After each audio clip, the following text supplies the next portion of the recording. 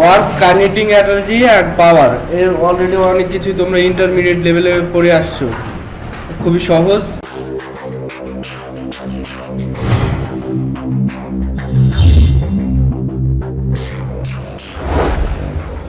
এই চ্যাপ্টার পড়বো এই কারণে যে ধরো যে কোনো ম্যাথমেটিক্যাল প্রবলেম সলিউশন করতে গেলে ওয়ার্ক ডান এবং কি পরিমাণ স্টোর এনার্জি স্টোর হয় এই বিভিন্ন বিষয়গুলো আমাদের ইঞ্জিনিয়ারিং ক্ষেত্রে হরহামেশাই আসে।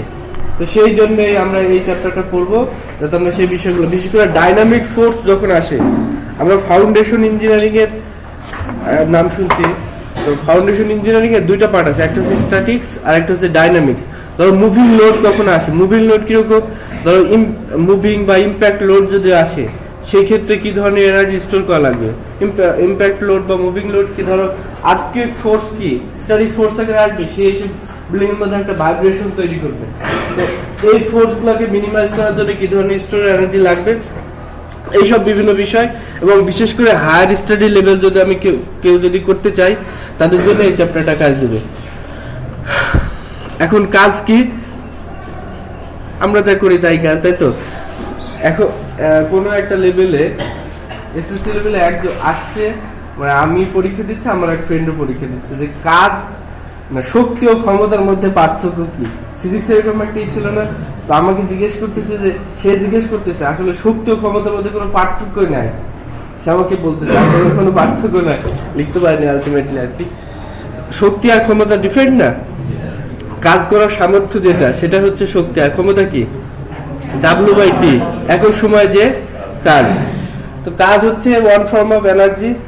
যদি কাজ করাইতে চাই, তো কোনো একটা অবজেক্টকে যদি আমি কোনো একটা ডিরেকশনে মুভ করাইতে চাই, তাহলে যে পরিমাণ শক্তি ফোর্স লাগবে বা বল লাগবে, সেই ফোর্স আর ওই ডিস্টেন্সের মাল্টিপ্লিকেশনই হচ্ছে কাজ। আমি ধরে নিলাম এখন আমি এখানে এই যে টেবিলটাকে ধাক্কা দিচ্ছি, মুভ করতেছে না, তার মানে কি কাজ হচ্ছে না?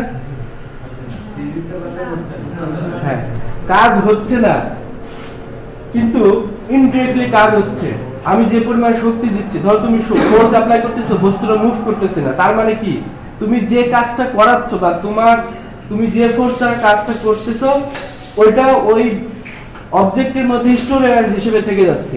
যখনই তোমার ফোর্স ওর স্টোর এনার্জি থেকে বেশি হবে তখনই সেটা মুভ করবে। যদিও আমরা ইনডিরেক্টলি বলতেছি যে ডিসপ্লেসমেন্ট না হলে কাজ হবে না, কিন্তু তারপরও বস্তুর স্টোর এনার্জি যদি আমার যে ফোর্স দিব সেই ফোর্সের ইকুয়াল হয় তাহলে কাজ হবে, তাহলে মুভ করবে না কিন্তু কাজ হবে। ঠিক আছে, ধরো একটা ফাউন্ডেশন মানে কি, যার উপর বিল্ডিং দাঁড়া থাকে, ইনসেন্স নরমাল সেন্স। তো সেই ফাউন্ডেশনের উপরে যখন ফোর্স আসবে, কখন সেই ফাউন্ডেশন কোলাপস করবে, যখন ফোর্স ওই ফাউন্ডেশনের ইটসেলফ ক্যাপাসিটি থেকে বেশি হবে। কি ক্লিয়ার? তার মানে কি আমাকে যদি স্টেবিলিটি রাখতে হয় তাহলে তার store energy equal to force, এইটা ইকুইলিব্রিয়াম কন্ডিশন ধরে নিতে হবে। বোঝা গেছে?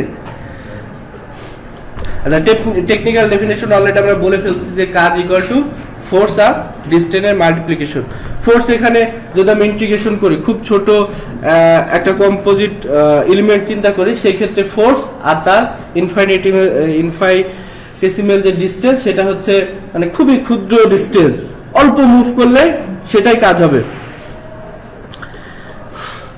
দেখুন এইখানে একটা অবজেক্ট দেখানো আছে, এই অবজেক্টের উপর আমি ধরে নিলাম এফ ফোর্স অ্যাপ্লাই করতেছি, তাহলে এস ডিস্টেন্স সরে গেল, তাহলে কাজ হবে 0 থেকে এস এর। আর এফ ফোর্স অলওয়েজ কনস্ট্যান্ট, কিন্তু তুমি চিন্তা করো কখনো কোনো কনস্ট্যান্ট ফোর্স আসতে পারে? ধরো আমি মুভ করলে ফোর্সের ভেরিয়েশন হবে, ঠিক আছে। তারপরে ধরো কোন ইমপ্যাক্ট লোডিং, সেখানেও ফোর্সের ভেরিয়েশন হবে, প্রথম সেকেন্ডে যে ইমপ্যাক্ট, তারপরে সেই ইমপ্যাক্টটা থাকবে না। তারপরে ধরো আমরা আমাদের ক্ষেত্রে যে জিনিসটা বেশি কাজ করছে সেটা হচ্ছে উইন্ড ফোর্স বা আর্থকুয়েক ফোর্স। একটা নির্দিষ্ট সময় আর্থকুয়েক যখন ঘটে তার 3 সেকেন্ড পরে আরেকটু বেশি ভাইব্রেশন হয়, ঠিক আছে। ওটা থিওরিটিক্যাল স্টাডি থেকে দেখা গেছে। তো ফোর্সের ভেরিয়েশন আছে, কিন্তু আমরা এখানে ধরে নিচ্ছি ফোর্স কনস্ট্যান্ট। ইঞ্জিনিয়ারিং ক্ষেত্রে যখন তুমি কোনো কিছু প্রুফ করতে চাইবা তখন কিছু ভেরিয়েশন নেগলেক্ট করতে হবে, এই জন্য ফোর্সটা কনস্ট্যান্ট, যদিও বাস্তবে ফোর্স কনস্ট্যান্ট হতে পারে না। এখন ডিসটেন্সটা ভেরিয়েশন আছে 0 থেকে s ডিসটেন্স মুভ করলে তাহলে টোটাল ওয়ার্ক হলো fs। এখন যদি অ্যাঙ্গুলার কোনো ফোর্স হয় সেই ক্ষেত্রে এটা কি হবে, খুবই আমরা প্রজেকশন নেওয়া জানি, ফোর্সের প্রজেকশন তোমরা ওই পারে শিখছো না, প্রজেকশন নেওয়া জানি যে যার সাথে অ্যাঙ্গেল লেগে থাকবে সেই বরাবর হলে cos θ, তাই না? ধরো এফ ফোর্স এখানে থিটা অ্যাঙ্গেল করে আমি অ্যাপ্লাই করতেছো তুমি, তাহলে কোন ফোর্স একে মুভ করে নিয়ে যাবে সামনের দিকে, যেটা এফ cos θ, আর উপরের ফোর্সটা কি হবে এফ sin θ, তাই না? এখন একটা সিম্পল জিনিস বলা যায়, বস্তুটা উপর থেকে উড়ে যাচ্ছে না কেন? এর উপরে একটা নরমাল ফোর্স আছে আর এদিকে আছে গ্র্যাভিটি ফোর্স। নরমাল ফোর্সটা কি এফ sin θ, আর এখানে আছে গ্র্যাভিটি ফোর্স, এই দুটো ইকুয়াল, এইজন্য উড়ে যাচ্ছে না, উপরে দিকে উঠে যাচ্ছে না। তাহলে f cos θ = ds, তাহলে fs cos θ বলতে পারি বা f cos θ s।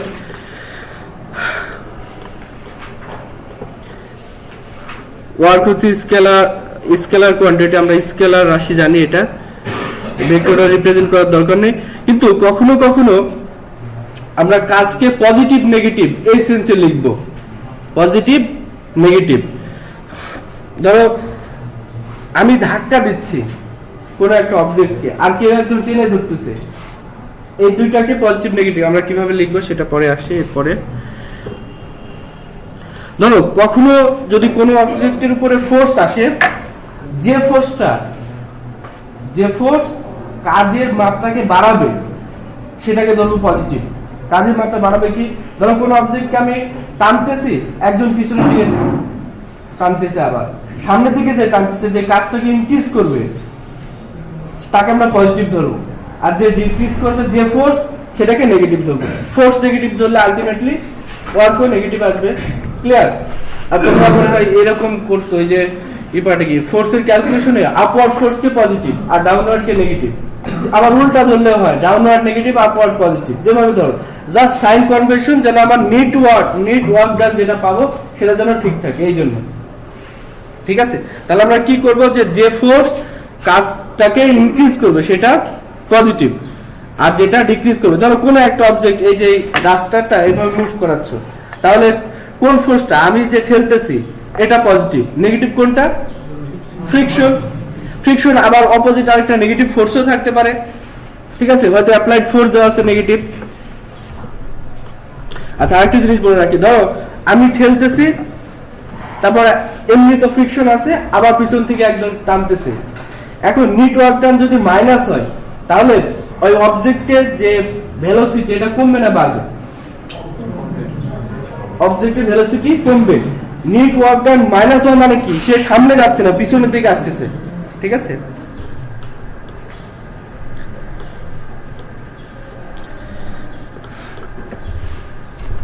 Work of a system of force acting on a rigid body. আমরা ধরে নিলাম যে কোনো একটা অবজেক্ট, এখানে লিখতে হবে, প্রথমে দেখে দেখো, লেট দিয়ে কিছু ডেসক্রিপশন লিখতে হবে, যে কথাগুলো এই ফিগার থেকে লেখা যাবে।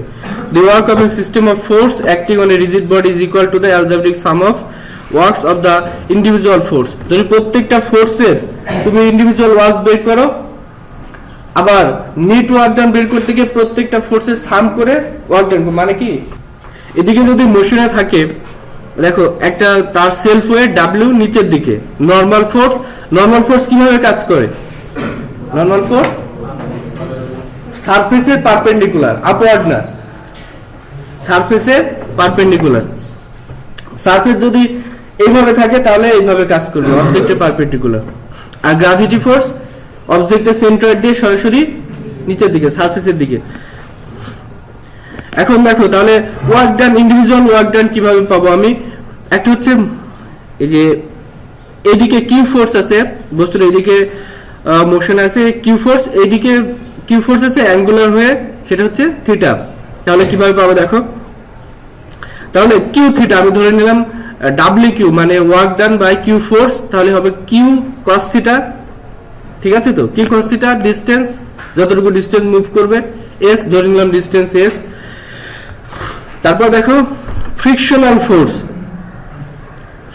ফোর্স দ্বারা কি হবে, ফ্রিকশনাল ফোর্স এফ। এখন এইটা পজিটিভ ওয়ার্ক, কেন? এই ফোর্সটা সামনের দিকে মুভ করাচ্ছে বা কাজের যে মাত্রা সেটাকে ইনক্রিজ করতেছে। আর দেখো ফ্রিকশনাল ফোর্স এটা পিছনের দিকে টানবে, এর অপোজিট থেকে যেদিকে মুভ করবে তার অপোজিটে ফ্রিকশন ফোর্স থাকবে, তাহলে কি এটা নেগেটিভ এফএস। আমি ধরে নিলাম ফ্রিকশনাল ফোর্স এফ।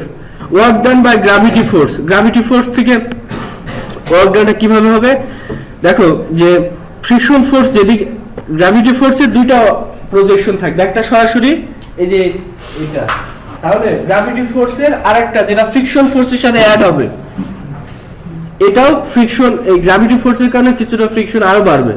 এমনিতেও বস্তুর সারফেসের কারণে ইটসেলফ একটা ফ্রিকশন আছে, আর গ্র্যাভিটি ফোর্সের কারণে কিছু ফ্রিকশন বাড়বে। তাহলে ডাব্লিউ সাইন থিটা এদিকে কাজ করবে যে এই বরাবর, ঠিক আছে। তাহলে এটাও negative work done W sine theta S. আর ডাব্লিউ এম এটা দ্বারা আলটিমেটলি কোনো কাজ হচ্ছে না, এই জন্য ডাব্লিউ এম জিরো। আলটিমেটলি কাজ হচ্ছে না মানে কি, ফোর্স জিরো, ফোর্স জিরো না, ডিস্টেন্স জিরো। এখন তাহলে নিট ওয়ার্ক ডান কি হবে, সাইন কনভেনশন ঠিক রেখে সবগুলা যোগ করা, সবগুলা সামেশন, কিন্তু সাইন কনভেনশন ঠিক রেখে। এটা পজিটিভ ওয়ার্ক, তাহলে প্লাস, তারপরে এটা ডাব্লিউ এফ হচ্ছে মাইনাস, তারপর হচ্ছে ডাব্লিউ সাইন থিটা এটাও মাইনাস, যেটা গ্র্যাভিটি ফোর্সের কারণে। এস কনস্ট্যান্ট রেখে বাকিগুলা এভাবে রেখে দিলাম, মানে কি সাইন কনভেনশন ঠিক রেখে সবগুলো ওয়ার্কের সামেশন করলে আমি নিট ওয়ার্ক ডান পাবো। প্রবলেম করলে আরো ক্লিয়ার হবে। Principle of work and kinetic energy.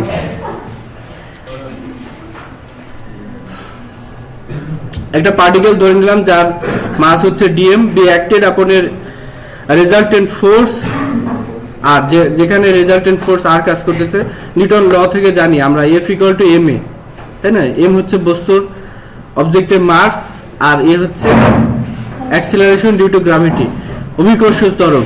তাহলে এখানে যেহেতু অবজেক্টের মাস ডিএম ধরছি, তাহলে ডিএম এ হবে resultant force, A equal to আমরা জানি অ্যাক্সিলারেশন ডিউ টু গ্র্যাভিটি, অভিকর্ষ ত্বরণ। তাহলে ভি ডিভি বাই ডিএস এখান থেকে আমরা পাবো।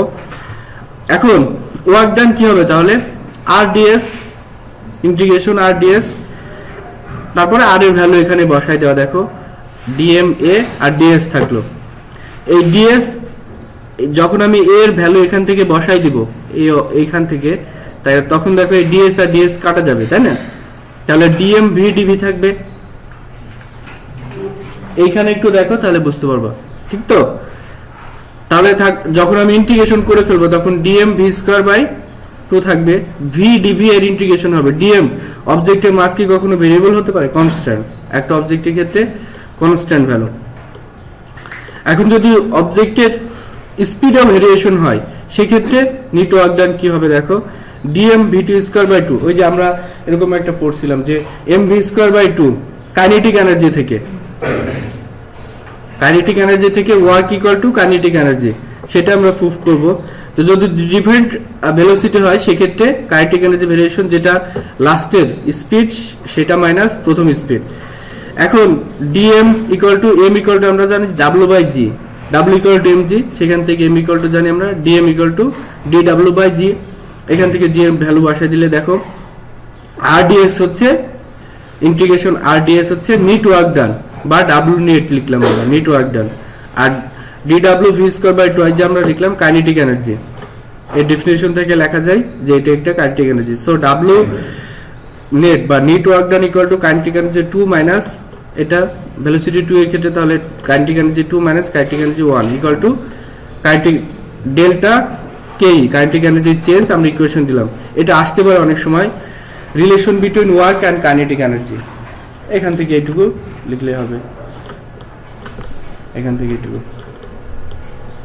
এখন ওয়ার্কের ইউনিট কি, ওয়ার্কের ইউনিট হচ্ছে যেহেতু ফোর্স আর লো, ফোর্স আর ডিস্টেন্স, তাহলে ফোর্স আর ডিস্টেন্সের মাল্টিপ্লিকেশন, ফোর্সের ইউনিট যদি নিউটন হয় আর ডিস্টেন্স যদি মিটার হয় তাহলে নিউটন মিটার, নিউটন মিটারকে জুল লেখা যায় অনেক সময়।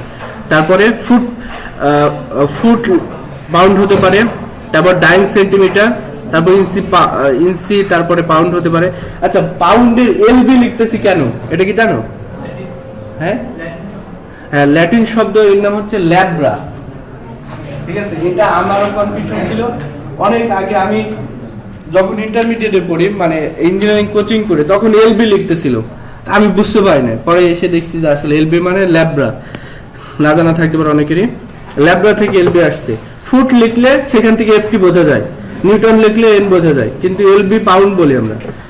এ ফ্লাইট ট্রেন, ফ্লাইট মানে কি মালবাহী train, consisting of 60 cars is weighing 70 tons, মানে 60টা বগি আছে এবং প্রত্যেকটার বগির ওজন হচ্ছে 70 টন করে।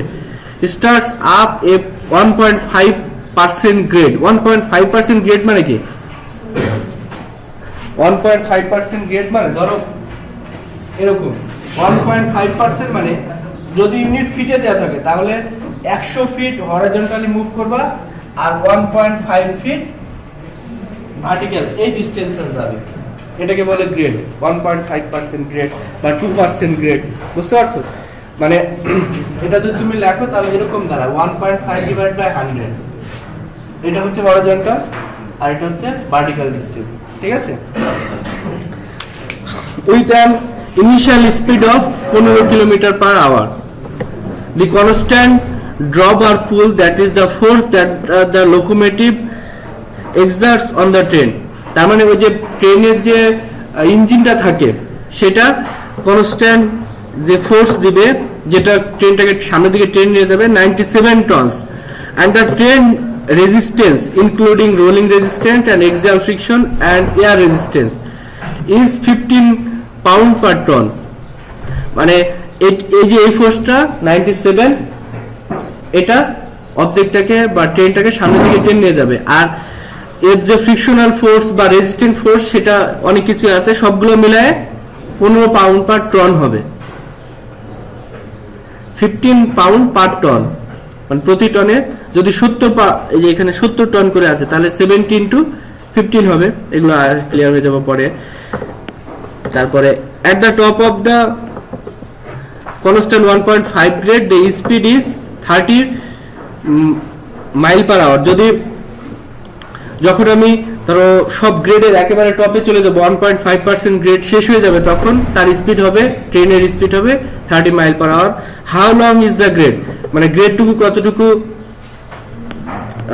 যে লেন্থ তারপর সেটা কত।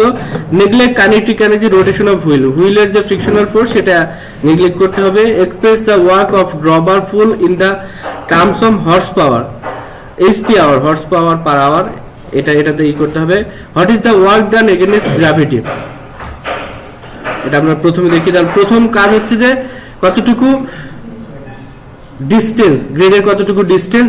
দেখো আমরা আগেই দেখলাম, একটু আগে দেখছি, এইখানে দেখো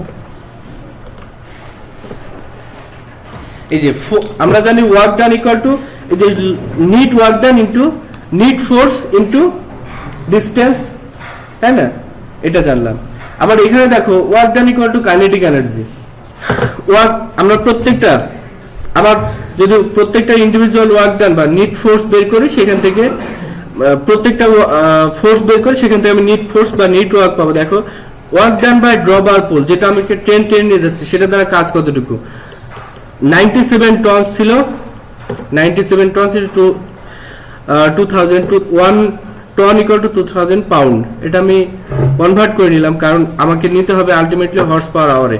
যদি কোনো ধরনের এই ধরনের কনভার্সন না থাকে তাহলে একেবারে যা আছে তাই লিখে দিতে পারো, টনে লিখে দিতে পারো, কোনো অসুবিধা নেই। তাহলে 97 ইন্টু 2000 ইন্টু এস লিখলাম, তাহলে ড্রবার পুল দ্বারা এইটুকু ওয়ার্ক। কারণ এই যে ফোর্সটা আমাকে টেনে নিয়ে যাচ্ছে সেটা কিন্তু ইনক্লাইন্ড নাই, ইনক্লাইন্ড আছে একেবারে অবজেক্টের পারপেন্ডিকুলার, না সরি অবজেক্টের প্যারালাল। সুতরাং এবং এই ফোর্সটাই অবজেক্টটাকে টেনে নিয়ে যাচ্ছে, এটা positive. Work done by resistance, resistance ছিল দেখো 15 টন করে, সরি 15 পাউন্ড করে পার টন। এখন আমার বগি ছিল 60টা, তাহলে 60 ইন্টু প্রত্যেক বগির ওয়েট হচ্ছে 70 করে, তাহলে 70 ইন্টু প্রতি টনে আমার 15 পাউন্ড করে, তাহলে 15 দ্বারা মাল্টিপ্লিকেশন। কি ক্লিয়ার?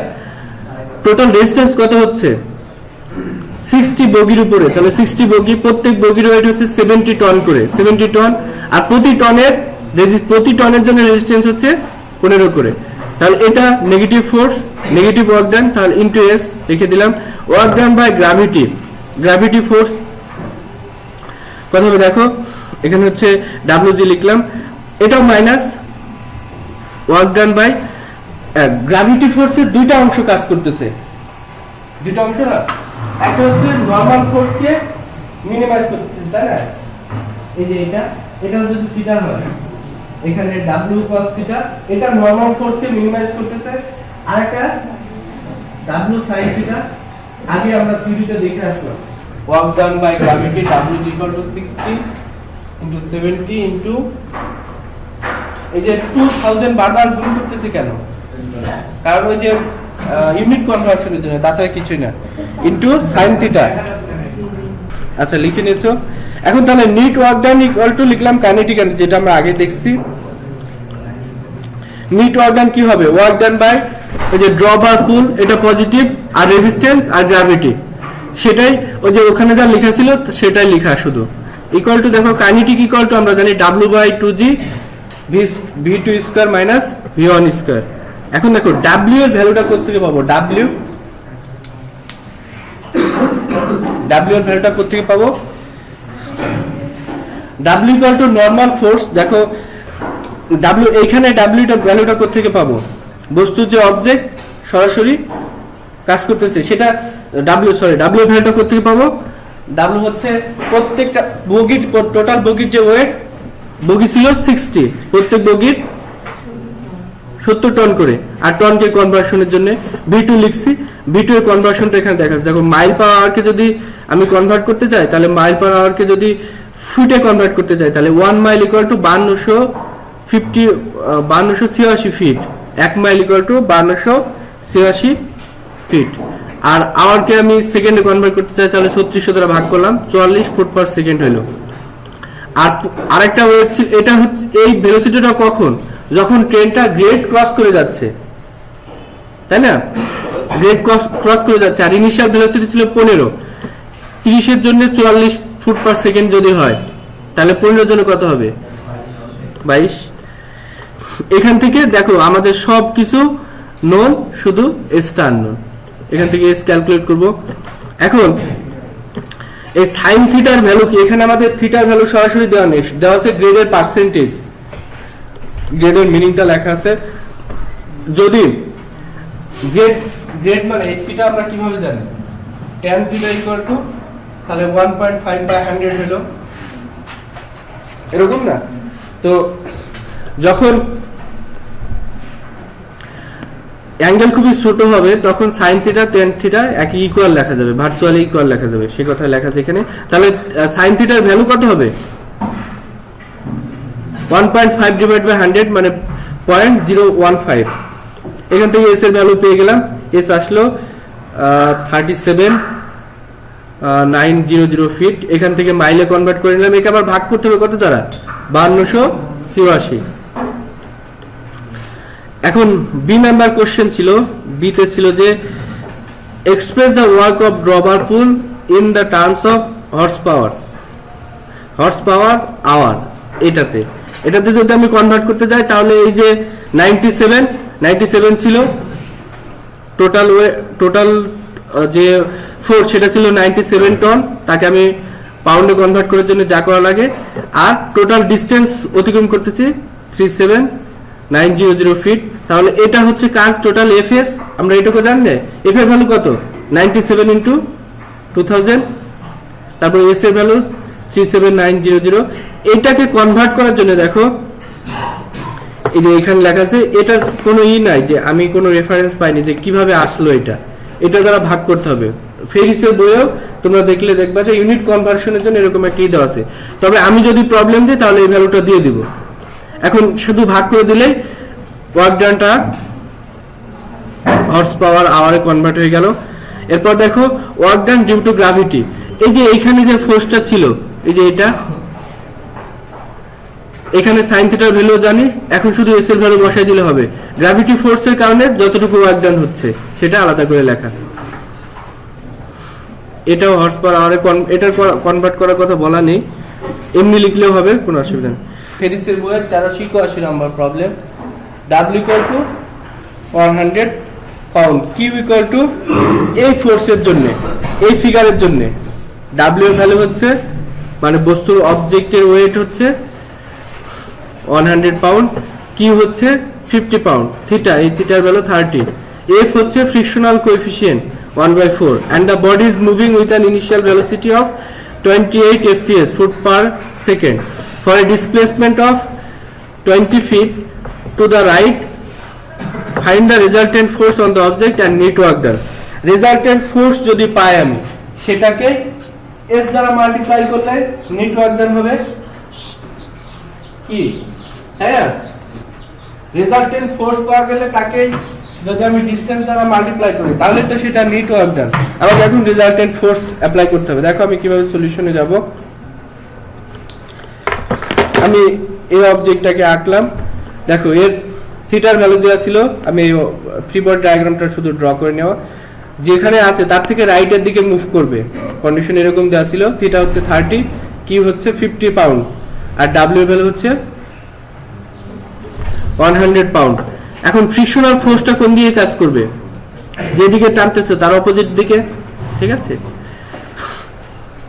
এখন রেজাল্টেন্ট ফোর্স কয়টা হবে, দেখো রেজাল্টেন্ট ফোর্স হচ্ছে এই যে কিউ টানতেছে আর ফ্রিকশন, এখানে কি যে ডাব্লিউ এর ইফেক্ট কোনো আছে, ডাব্লিউ এর ইফেক্ট আছে, দেখো কিভাবে, ফ্রিকশন ইকুয়াল টু জানি এফ ইকুয়াল টু এন, সেখান থেকে ডাব্লিউ এর ইফেক্ট আসবে।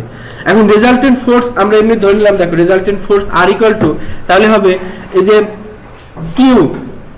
কিউ কস থিটা মানে 50 cos 30 মাইনাস ফ্রিকশন ফোর্স,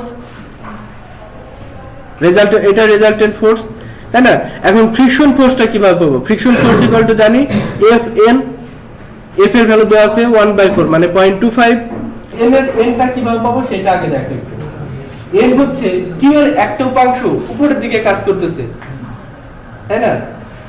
তাহলে দেখো আমি কিভাবে লিখব, Q sin 30 minus W equal 0, এখান থেকে তুমি কিউ এর ভ্যালুটা পাবো ডাব্লিউ মাইনাস কিউ sin 30। এই যে এফ এর পরে এন এর ভ্যালুটা দেওয়া, দেখো এইভাবে, তার মানে কি 100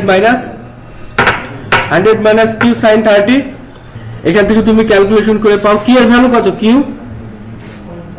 50, তাহলে পাওয়া গেল এখান থেকে সব ভ্যালু আমার জানা 18.75 পাউন্ড। এখন রেজাল্টেন্ট ফোর্সও পাওয়া যাবে শুধু, এই যে এখানে আমি ফ্রিকশনের মানটা বসাই দিলে 24.5 পাউন্ড রেজাল্টেন্ট ফোর্স। তাহলে নেট ওয়ার্ক ডান কত হবে, আর এস এই যে 24.55 ইন্টু এস এর ভ্যালু হচ্ছে 20, টোটাল মুভমেন্ট তাহলে 491 পাউন্ড। একটা জিনিস এই প্রবলেমের শেষে বলা আছে যে check individual work done equal to net work done. Individual work done বের করতে হলে কি করতে হবে, প্রত্যেকটা ফোর্সের জন্য কি পরিমাণ ওয়ার্ক ডান হচ্ছে সেটা সবগুলা সামেশন করতে হবে, এটা চেক করতে হবে, এটা ইকুয়াল এটা হবে না, চেক করতে হবে, চেক করার কথা বলা আছে। তাহলে এইখানে কি করতে হবে, একটা হচ্ছে কিউ ফোর্সের দ্বারা যতটুকু work done, W Q equal কি হবে দেখো তো, উপরের দিকে আসো,